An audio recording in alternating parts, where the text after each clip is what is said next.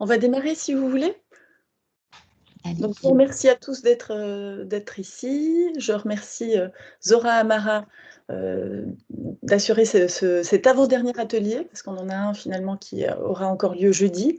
Et donc aujourd'hui, on va parler de conseils en évolution professionnelle, avec l'idée de voir comment vous pouvez faire évoluer votre carrière et réfléchir aux moyens de dresser un projet professionnel. Alors, ce n'est pas Zora qui va faire la présentation, mais c'est Thomas Black. Et donc, il n'a pas de caméra, mais on va entendre sa voix. Et je vous remercie beaucoup pour cette présentation. Merci à vous. Zora, est-ce que tu souhaites que je démarre ou tu veux faire l'introduction? Non, alors oui, effectivement, merci pour l'invitation. C'est toujours appréciable de pouvoir présenter le conseil en évolution professionnelle et les dispositifs de financement de la formation. C'est intéressant que pour les entreprises de pouvoir mobiliser ces outils par les salariés. Donc, la présentation, elle va être en 2 temps. Un temps de présentation du conseil d'évolution professionnelle et comment il peut s'inscrire dans la politique RH de l'entreprise. Et puis, un deuxième temps sur le financement de la formation. C'est pour cela que c'est Thomas, notre responsable pédagogique, qui va assurer la présentation, parce qu'il est plus expert que moi, on dira, dans tous ces outils. Donc, je vous souhaite une belle réunion. N'hésitez pas à nous interrompre si vous avez des questions. Cette présentation se veut interactive. Donc, si vous avez des questions, n'hésitez pas à nous interrompre. On va essayer d'illustrer par des cas pratiques.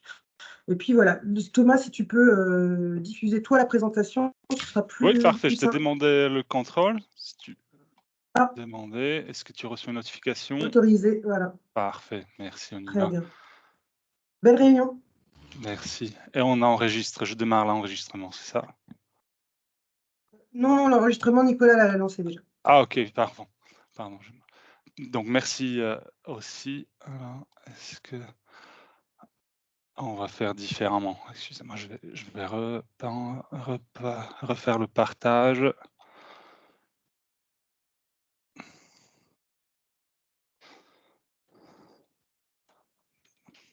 Hop.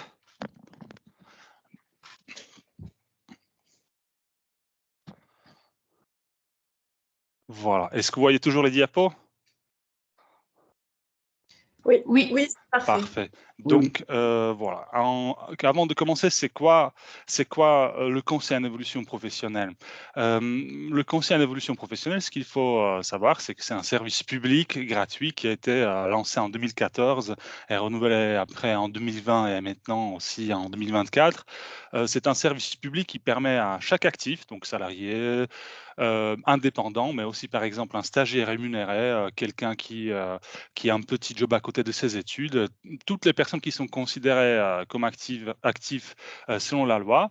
Et par exemple, par rapport à la vie d'une entreprise, enfin, l'État veut que les actifs s'emparent de ce service, de ce droit, effectivement. Et par exemple, dans le cadre des entretiens professionnels obligatoires, l'entreprise a l'obligation d'informer la personne de plusieurs dispositifs ou d'outils d'évolution professionnelle, notamment sur le conseil en évolution professionnelle, mais aussi sur la validation des acquis d'expérience et le compte personnel de formation. Mais avant de parler du langage à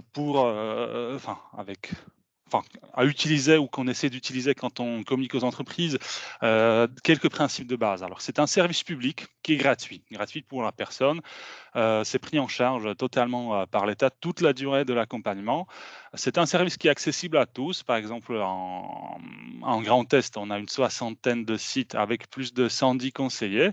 Un service confidentiel, c'est-à-dire c'est à l'initiative du salarié de prendre rendez-vous. Il va rencontrer son conseiller ou sa conseillère hors temps de travail sans que l'employeur soit au courant.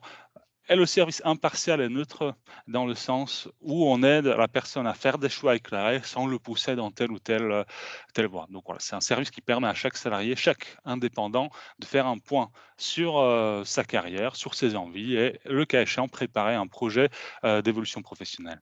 Alors, Quand on dit accessible à tous, ce qu'il faut savoir, c'est que le service est dispensé par plusieurs opérateurs qui suivent en gros les mêmes règles, le même décret. Donc si vous êtes salarié indépendant ou actif ou autre actif, c'est aujourd'hui l'opérateur régional qui s'appelle Réseau EVA et qui s'appellera France Actif à partir de, pardon, Avenir Actif à partir de 1er janvier 2024.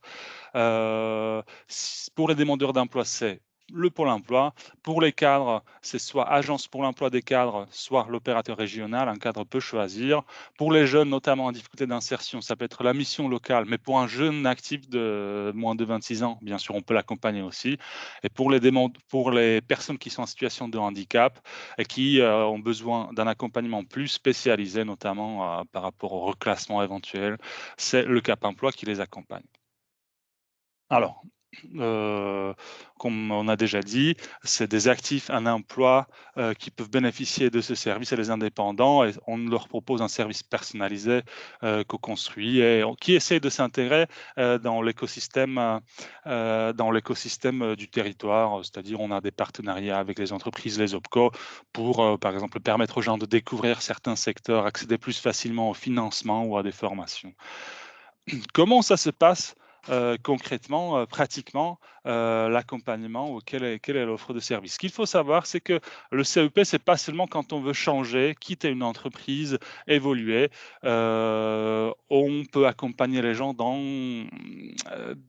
leur évolution en interne. Par exemple, les personnes qui souhaitent préparer leur entretien professionnel. On peut accompagner des personnes qui souhaitent valoriser leurs acquis par le biais de la validation des acquis d'expérience, mais aussi des gens qui souhaitent créer une entreprise. Et il n'y a pas forcément besoin d'avoir un projet précis, clair, voire aucun projet, juste faire le point, s'informer concernant ses droits. C'est vrai qu'il existe plein de choses, on va en parler. Ça, c'est aussi une bonne opportunité de mobiliser le CEP.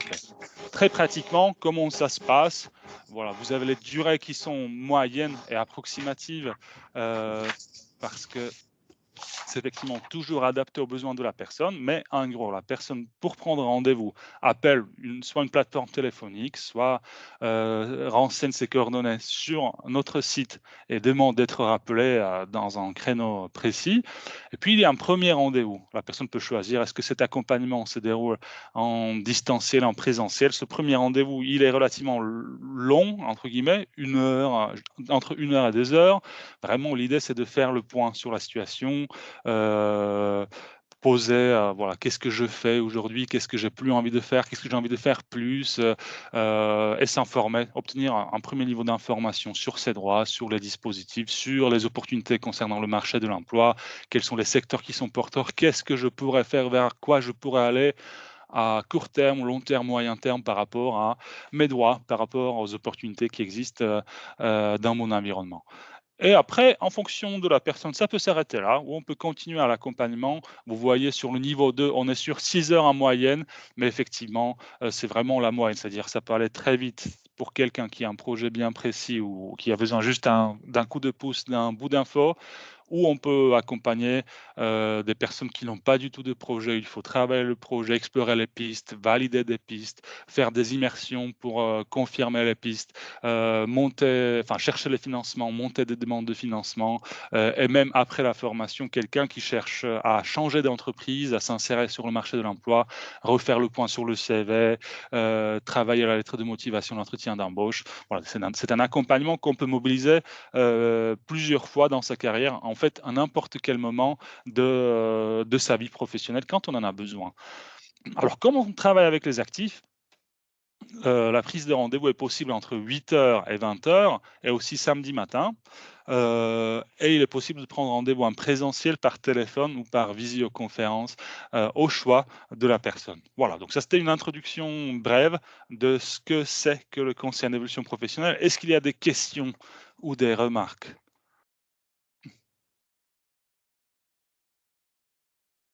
S'il n'y en a pas, avançons. Alors maintenant, voilà, on a dit que l'enjeu ou l'idée, c'est aussi que les entreprises puissent s'emparer du conseil en évolution professionnelle. C'est vrai, quand on dit accompagnement, quand on dit bilan de compétences, conseil en évolution professionnelle, parfois les entreprises ont peur parce qu'ils vont se dire: «Ah bah oui, encore une personne qui va se barrer, qui va quitter l'entreprise alors qu'on est déjà en pénurie, on n'a pas assez de main-d'œuvre».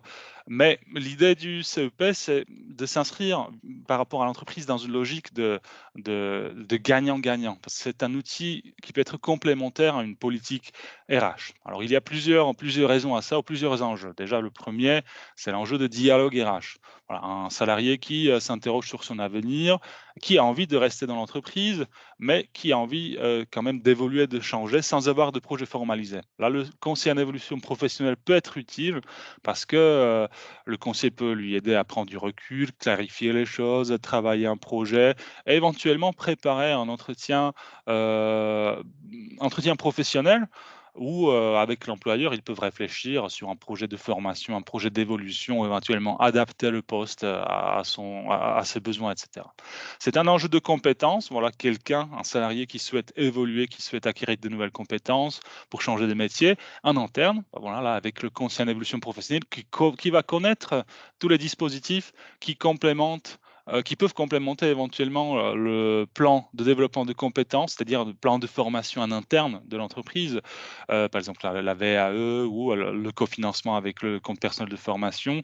Tout ça, ça peut être mis en œuvre pour faciliter l'accès à la formation du salarié. Il y a aussi l'enjeu d'employabilité. Voilà, un salarié qui peut être en situation de fragilité parce qu'il y a un risque d'inaptitude ou un poste qui est menacé. Alors, le fait de rencontrer un conseiller tôt et travailler la suite avant permet d'anticiper la suite de sa carrière et puis éviter ce qu'on appelle une reconversion subie. On est obligé d'agir en urgence parce que la situation se dégrade, se détériore.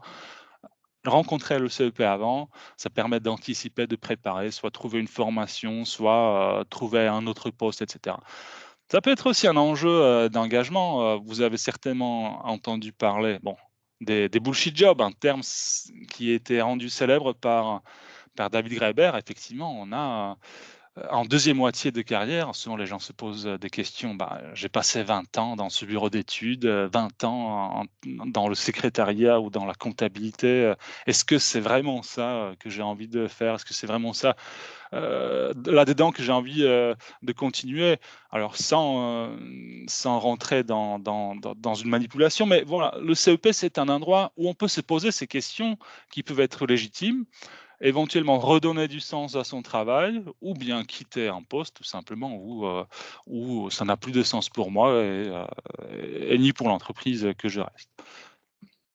Ça peut être un enjeu d'organisation interne. Quelqu'un qui a envie de quitter l'entreprise, vaut mieux qu'il quitte l'entreprise, mais avec un projet positif et un départ serein pour tous, rupture conventionnelle ou dispositif démissionnaire, on va en parler, plutôt que partir sans rien, sans projet. Voilà, là, le CEP peut aussi jouer ce rôle d'anticipation de cette rupture qui est prévue.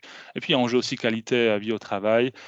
On a des salariés qui sont en situation d'épuisement professionnel et le CEP, il est aussi là, un lieu où le salarié peut prendre du recul. On peut l'orienter aussi vers d'autres services complémentaires, les psychologues, les coachs, etc., pour prévenir le burn-out ou pour aider la personne à se reconstruire après un burn-out éventuellement. Voilà. Donc, est-ce qu'il y a des questions, des remarques par rapport à ça?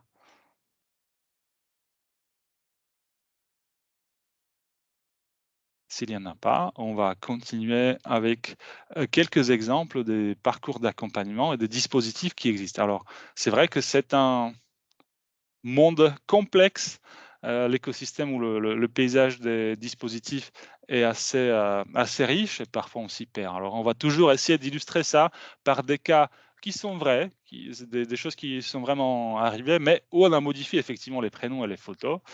Euh, voilà, quelqu'un qui était dans le social, dans la santé et qui s'est reconverti justement avec le métier de chargé de communication. Qu'est-ce qu'il a fait avec? C'est un conseiller en évolution professionnelle, donc déjà analyser, obtenir les informations sur le métier visé. Il a pu réaliser une immersion auprès de 2 professionnels pour confirmer son intérêt. Il a trouvé la bonne formation qui lui permet d'y accéder et il a mobilisé le dispositif qui s'appelle projet de transition professionnelle. Alors, c'est quoi ce dispositif projet de transition professionnelle? Vous avez peut-être entendu parler du congé individuel de formation qui existait jusqu'à 2019, il me semble. Alors, c'est un dispositif de financement de formation qui permet à un salarié de suivre une formation certifiante sur ou hors temps de travail pour changer de métier ou de profession.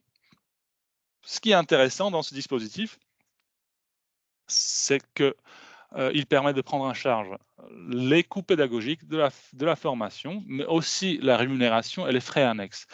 Donc c'est super intéressant. En gros, vous continuez sur votre poste, votre contrat, il est suspendu, mais vous continuez à toucher votre salaire pendant que vous vous formez pour acquérir un nouveau diplôme et pour vous reconvertir plus tard. Alors, qui y a droit?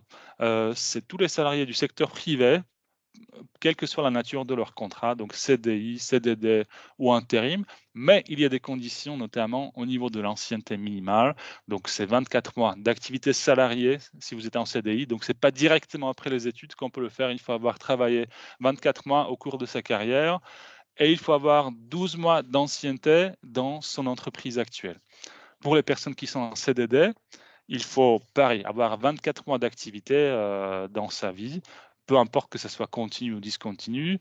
Il faut que ce soit dans les 5 dernières années pour les CDD, ce n'est pas le cas pour les CDI, et 4 mois en CDD dans les 12 derniers mois. Et puis, il y a des conditions spécifiques pour les salariés en intérim, de travail temporaire et intermittent, mais c'est vraiment fait en sorte pour que chaque personne qui travaille dans le privé puisse y accéder.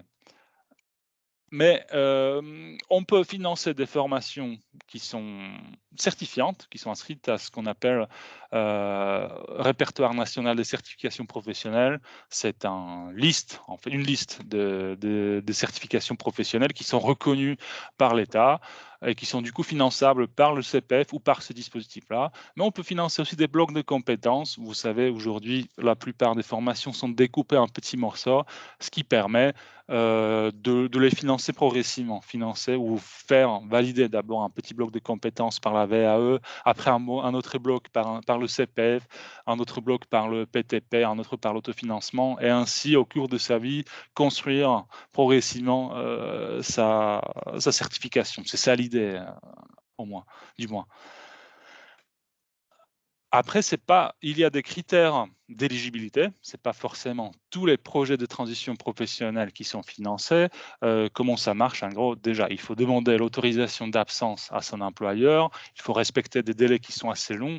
Souvent, il s'agit des formations qui sont longues, qui durent plus de 6 mois. Et si c'est une formation de plus de 6 mois, il y a un délai de prévenance de votre employeur de 120 jours. En gros, 4 mois avant le départ en formation, il faut demander l'autorisation d'absence.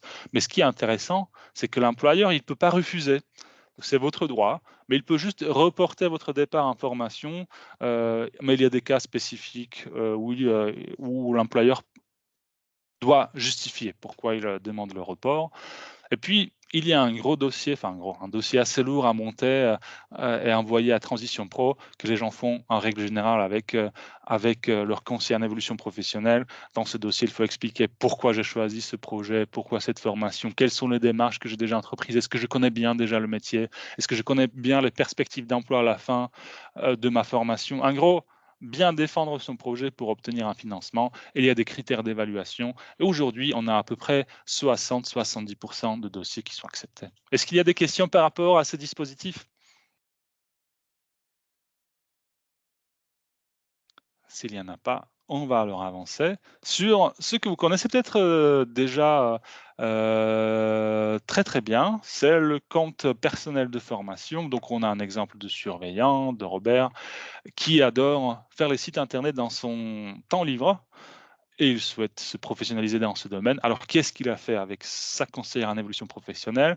On a déjà regardé les compétences qu'il a et les compétences dont il a besoin pour arriver à son objectif. Il a trouvé plusieurs formations possibles finançables par le CPF. Il les a comparées pour choisir quelle était la meilleure. Vous avez peut-être vous aussi reçu des textos, des appels intempestifs vous invitant à vite vous connecter à votre CPF, acheter une formation parce que votre solde va expirer, etc. par des organismes frauduleux. Donc justement là, avec le CEP, on regarde, on vérifie que c'est vraiment une bonne formation, un organisme sérieux, etc. Et il a préparé aussi un argumentaire, maintenant je reviens à Robert, pour proposer à son employeur la création d'un nouveau site internet, et il a été guidé pour acheter la formation en ligne en mobilisant un cofinancement de l'employeur. Est-ce que vous avez déjà entendu du compte personnel de formation? Probablement oui, parce que c'est un compte qui est ouvert à chaque actif qui rentre dans le monde du travail et qui est alimenté automatiquement chaque année. Alors pour un salarié qui travaille au moins à mi-temps, c'est 500 € par an, mais au bout de 5 000 €, l'alimentation s'arrête. C'est-à-dire il faut après utiliser cet argent pour que l'alimentation redémarre. Et pour les personnes qui sont reconnues travailleurs handicapés ou des salariés qui ne sont pas qualifiés, c'est-à-dire sans diplôme, sans diplôme ou niveau de diplôme inférieur à CAPBP, l'alimentation est de 800 € par an. Donc il y a une majoration de 300 € dans la limite de 8 000 € par an. Le plafond de 8 000 €. C'est-à-dire si pendant 10 ans, en gros, vous n'utilisez pas votre solde, il ne va pas expirer, il reste là, mais il sera plafonné à 8 000 €. Alors, ce n'est pas un argent qu'on peut tirer comme ça avec sa carte de crédit. On peut l'utiliser uniquement pour financer une formation. La liste des formations est accessible par un moteur de recherche sur le site moncompdeformation.gouv.fr.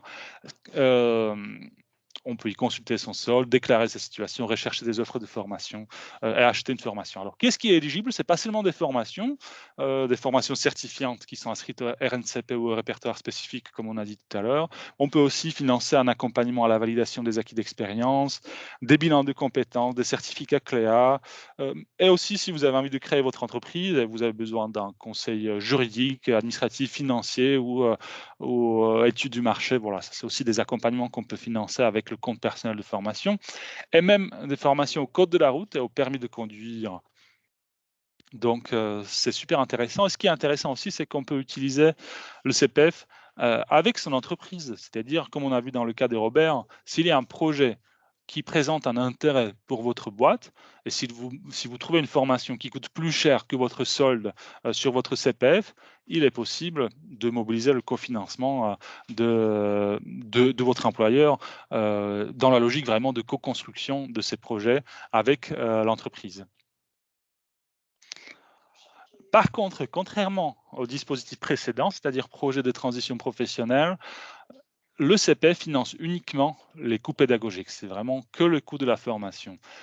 Vous pouvez, si votre employeur est d'accord, faire une formation financée par le compte personnel de formation sur votre temps de travail, mais il faut vraiment l'accord de l'employeur. Et dans ce cas-là, le temps passé en formation devient, sur temps de travail, devient le temps effectif, le temps de travail effectif. Voilà, donc ça, c'était le compte personnel de formation. Un autre exemple,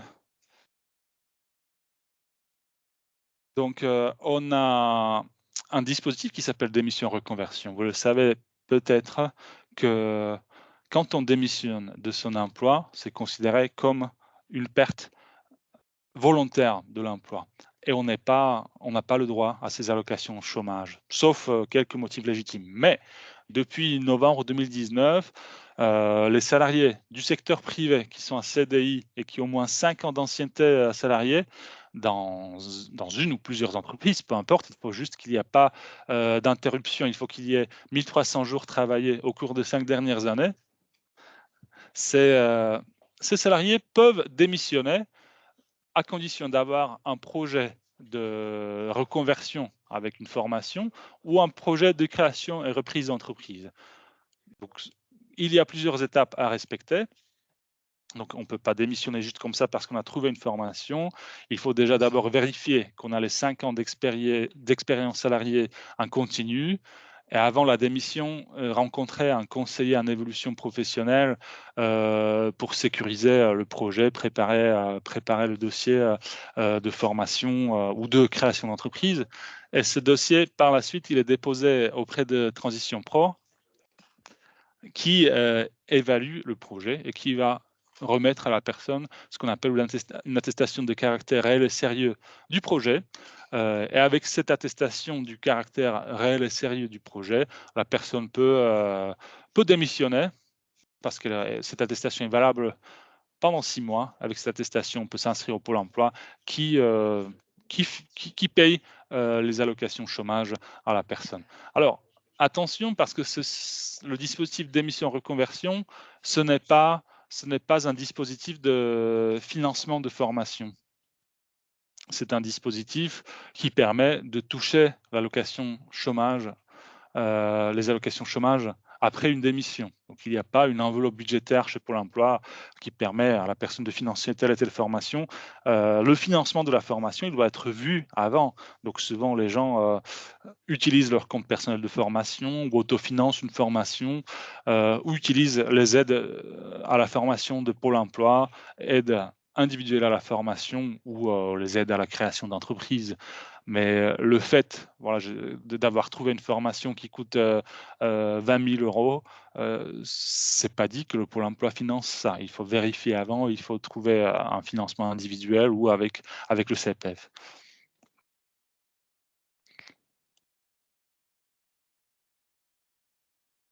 Alors, comment on communique auprès des entreprises concernant le conseil en évolution professionnelle? Voilà, ça c'était les 3 exemples. On peut en trouver d'autres. On peut trouver d'autres exemples d'accompagnement. Mais vraiment l'enjeu, c'est que les entreprises connaissent le conseil en évolution professionnelle parce que ça peut leur être utile. Nous, ce qu'on propose aux entreprises, c'est d'organiser soit des webinaires, soit des rencontres de présentation du CEP et des outils d'évolution professionnelle aux salariés ou aux équipes d'encadrement RH. On participe à des journées RH, on peut tenir des permanences dans les lieux de vie des salariés pour les informer de cette possibilité. On peut mettre à disposition des entreprises des affiches et des flyers ou des goodies aussi, vraiment dans cette idée que le CEP soit connu et utilisé. Alors juste quelques données concernant notre réseau, de comment ça se passe réellement en Grand Est. Je l'ai déjà mentionné au début. On a donc une centaine de conseillers, des chargés d'information qui sont disponibles sur 57 lieux. Vous voyez qu'il y en a beaucoup en Alsace aussi. Et il y a encore plus de sites, notamment en Champagne-Ardenne à partir de janvier 2024. Pour prendre rendez-vous, c'est le site que vous voyez sur l'écran, donc c'est monde-du6cep.org. On peut prendre rendez-vous en présentiel, téléphonique ou en visio, et dans les horaires élargis aussi. Quelques statistiques de 2022 sur le département du Bas-Rhin. Donc, on a accompagné presque 2600 personnes qui viennent surtout des petites et moyennes entreprises. Donc, vous voyez 51% les entreprises de 11 à 49 salariés et 20% des personnes qui viennent des entreprises de moins de 11 salariés, ce qui est normal parce que c'est ces entreprises-là qui constituent le tissu économique. On a surtout des employés à 76%, mais aussi quelques cadres et professions supérieures et quelques ouvriers et professions intermédiaires. De quel secteur viennent ces gens? Donc, vous voyez, surtout santé sociale. C'est vrai que c'est un secteur difficile, où les conditions de travail peuvent être difficiles et où on peut s'user entre guillemets rapidement. Donc, ces gens viennent souvent pour changer, mais paradoxalement, on reçoit aussi beaucoup de gens qui bossent dans les bureaux et qui justement cherchent une carrière qui ait du sens et qui cherchent à s'orienter vers le secteur de la santé et du social. Après, on a le secteur du commerce et de l'industrie. En termes d'âge, donc on a surtout des personnes entre 26 à 35 ans. Donc voilà, vous voyez un public relativement jeune. Voilà, j'ai choisi une carrière, ça se passe pas comme j'ai prévu, comme j'ai souhaité. Je me pose des questions, est-ce que je peux évoluer en interne ou est-ce qu'il faut que je change?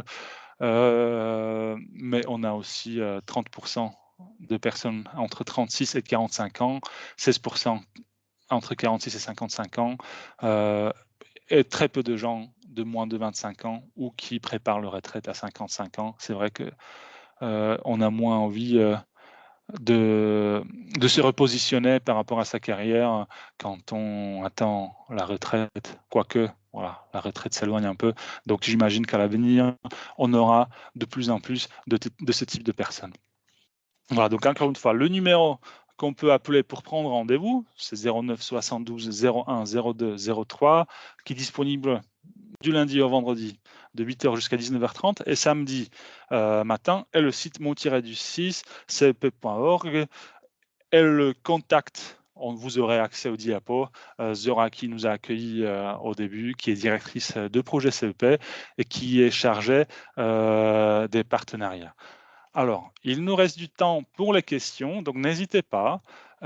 Est-ce que je souhaitais vous montrer aussi, je ne sais pas si ça peut être utile, de se faire une petite démonstration, par exemple, de mon compte de formation. Est-ce que ça peut être intéressant?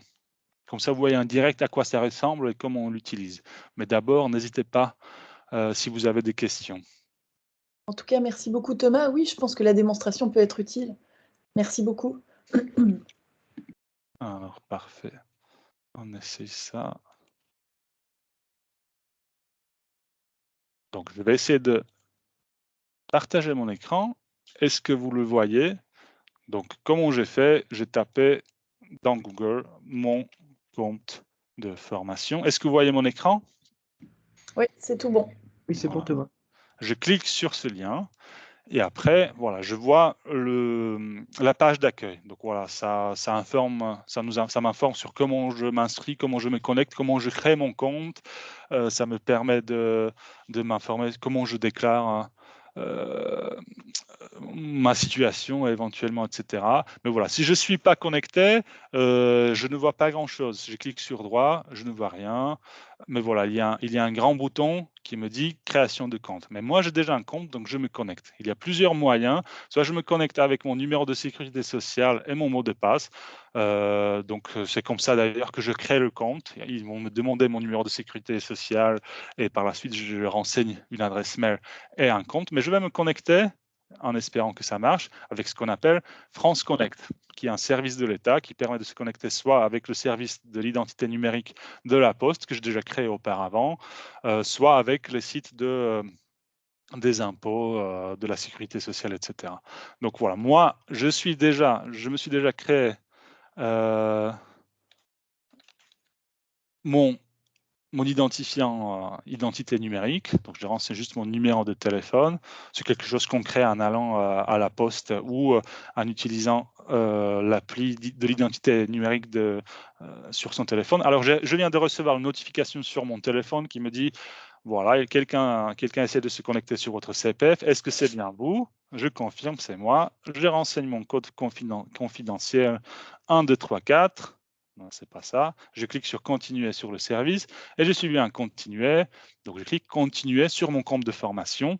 Et ici, voilà, je suis connecté, donc je vois l'interface de mon compte.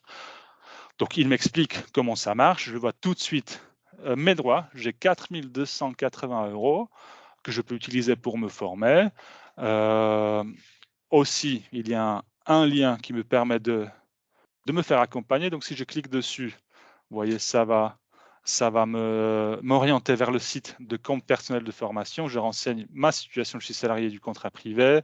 Je me trouve à Nancy et je cherche. Et c'est effectivement, voilà, il me propose les sites de conseil en évolution professionnelle où je peux me faire accompagner avec le numéro de téléphone 09 que je viens de vous montrer.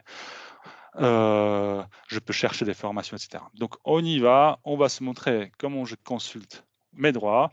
Voilà, j'ai 4 280 € et je peux même cliquer pour consulter l'historique pour voir comment mon compte s'est alimenté. Alors, en 2022, j'ai travaillé à temps complet, donc j'ai reçu 500 €. La même chose en 2021, 2020. Il y a une régularisation de 990 €. Je ne sais même pas pourquoi, parce que je crois que c'est mon solde.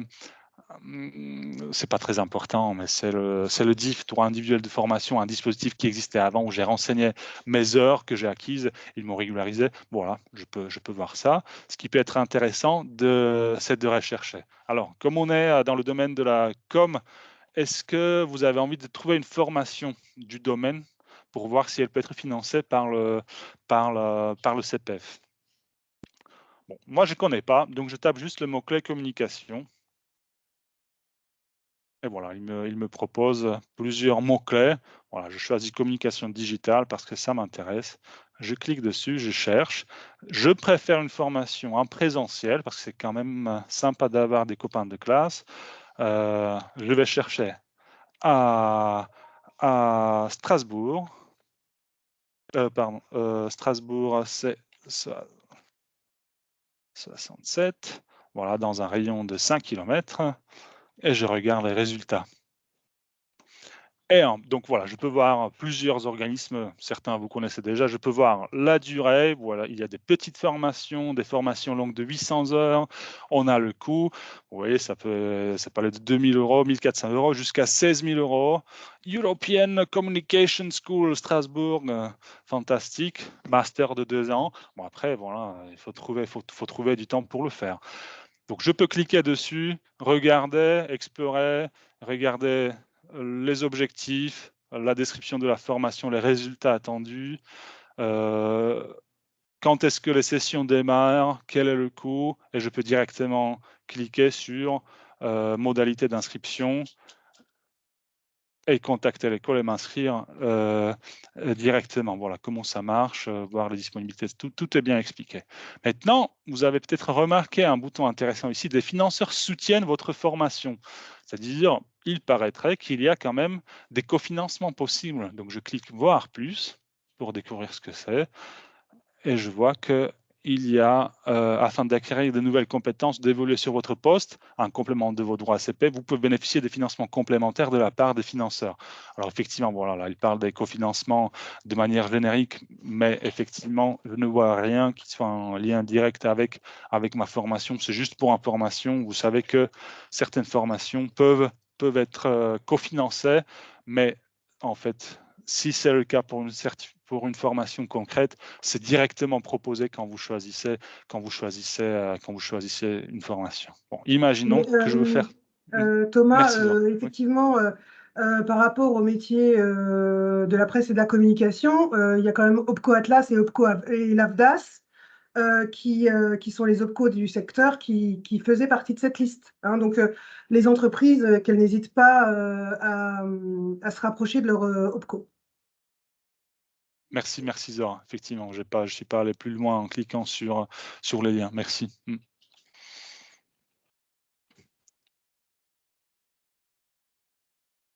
Donc, on a déjà vu les droits. Ici, on peut suivre ces dossiers si jamais on a acheté une formation, c'est inscrit. Et puis, conseil professionnel, voilà, ça redirige, comme on a déjà vu, sur le site du conseil en évolution professionnelle. Et on peut même créer son petit passeport de compétences où en gros on collecte toutes les formations qu'on a fait, mais c'est une fonctionnalité relativement nouvelle. Voilà, donc j'arrête la démo et je souhaitais vous montrer encore une autre chose pour aller plus en détail sur le dispositif projet de transition professionnelle. Est-ce que vous voyez mon écran? Oui, très bien. Voilà, donc le dispositif est géré par l'association Transition Pro Grand Est. Donc je suis allé sur leur site transitionprograndest.fr et ici il y a tous les dispositifs que cette association finance. Ce qui m'intéresse, c'est le projet de transition professionnelle. Alors pour rappel, c'est ce dispositif qui permet justement de financer une formation longue. Donc je clique dessus parce que je souhaite en savoir plus. Ils expliquent ce qu'on vient de se dire, qui c'est qui peut en bénéficier, sous quelles conditions, etc. Quelles sont les étapes, les dates butoirs. Alors effectivement, ici, ça prend du temps parce que, voilà, vous vous souvenez qu'il faut prévenir son employeur 4 mois en avance, il faut déposer le dossier 3 mois en avance, ça prend du temps. Ce qui est intéressant à regarder, c'est comment la demande est examinée. Comment je peux savoir quels sont les critères selon lesquels mon dossier sera examiné? Donc, je clique sur un savoir plus sur les priorités et vous voyez qu'il y a ce tableau avec des points. Alors, il est un peu un peu petit, mais on peut obtenir jusqu'à 20 points par rapport à ma demande. Et il y a 3 types de critères de priorité. Les priorités relatives au public, donc les personnes qui ont un faible niveau de qualification obtiennent d'emblée 5 points. Donc vous voyez vraiment les personnes sans diplôme ou avec un diplôme inférieur au CAP-BEP sont vraiment priorisées. Les personnes en reconnaissance d'inaptitude aussi, un point de plus. Et puis les personnes qui viennent d'une petite entreprise de moins de 50 salariés. Après, il y a des priorités qui sont relatives au projet de formation.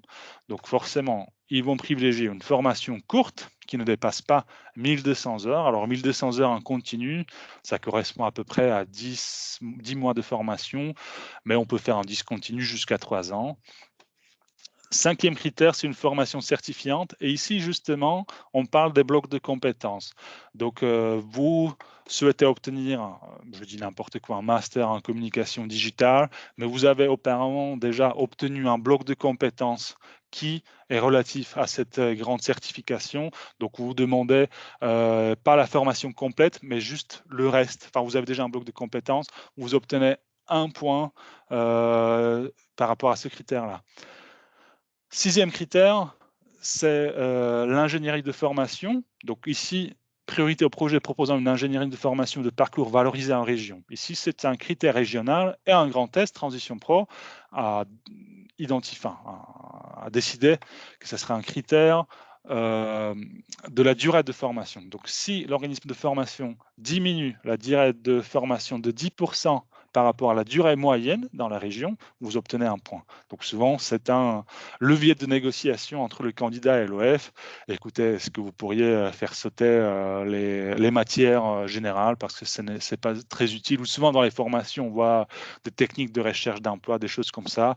Donc voilà, en gros, si l'organisme de formation allège le devis, la personne a plus de chances d'être financée. Et puis, 7e critère, c'est le cofinancement. Ici aussi, l'entreprise peut cofinancer. Imaginez, vous avez un projet, quelqu'un travaille dans l'administratif et souhaite devenir RH ou évoluer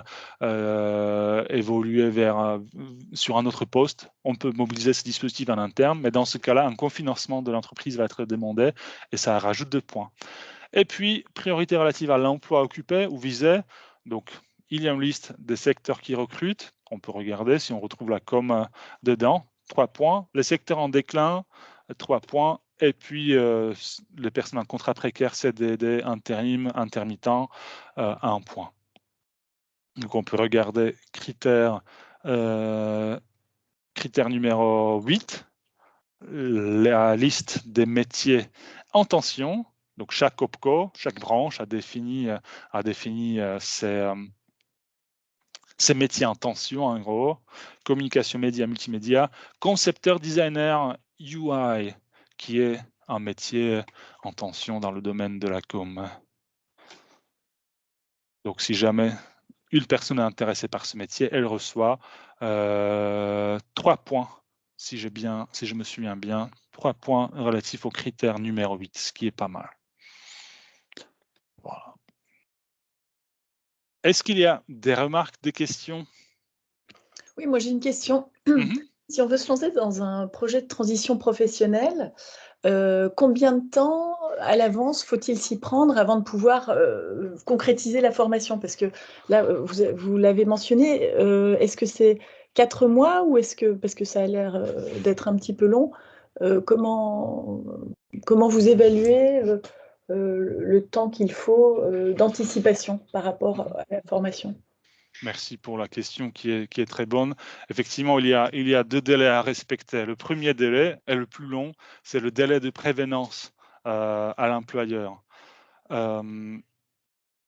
C'est-à-dire, si c'est une formation qui dure plus de 6 mois, il faut demander l'autorisation d'absence 120 jours avant l'entrée en formation. Si vous ne respectez pas ce délai, l'employeur peut refuser votre demande. Donc ça, c'est le délai le plus long. Ensuite, il y a le délai du dépôt de dossier.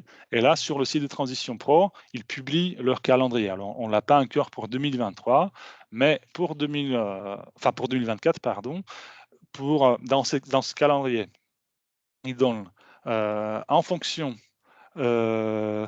du début de la formation. Donc, imaginez, ça va être à peu près pareil en 2024. Si la formation débute en mars, le dossier complet, il doit être déposé sur leur espace au plus tard, le 1er décembre.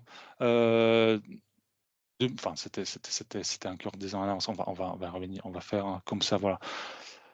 Pour une formation qui commencerait le plus simple, le plus souvent, une formation qui commencerait en septembre, il faut qu'au 1er juin, mon dossier soit déposé. C'est à peu près 3 mois en avance. Il passe en commission de juillet et j'aurai le résultat du coup en juillet. Donc, il faut aussi prévoir à peu près 3 mois pour le dépôt du dossier. Donc, voilà, nous, on dit aux personnes entre 3 et 4 mois de délai. Parfois, ça peut aller un peu plus vite, c'est-à-dire si l'employeur et l'OF ne vous pose pas de problème et que vous appelez Transition Pro et vous leur expliquez, enfin, je sais pas, par exemple, un caractère urgent de votre situation, ça peut aller plus vite, mais le délai qu'on communique aux gens, c'est entre 3 et 4 mois avant le début en formation. Avant l'entrée en formation, pardon. Est-ce que ça répond à la question? Parfaitement, je vous remercie. Merci. Nous en avons fini avec la présentation. Merci Thomas pour cette présentation vraiment très claire et très instructive. Donc, est-ce qu'il y a d'autres questions? Autrement, je laisserai la parole à Marie.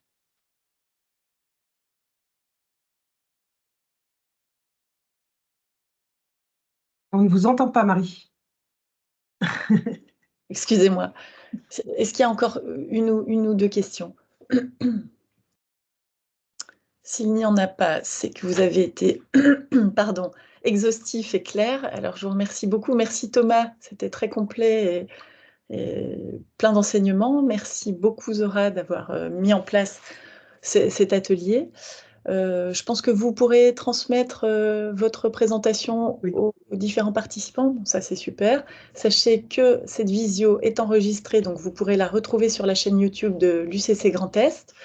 Et je vous rappelle qu'il reste un atelier qui aura lieu jeudi à 8h30 avec Vincent Ledigue sur les Facebook Ads. Donc, n'hésitez pas à vous connecter. Merci beaucoup. Je vous souhaite une bonne journée à tous. Merci, bonne journée. Au revoir. Merci. Bonne journée, merci. Merci Thomas. Au revoir.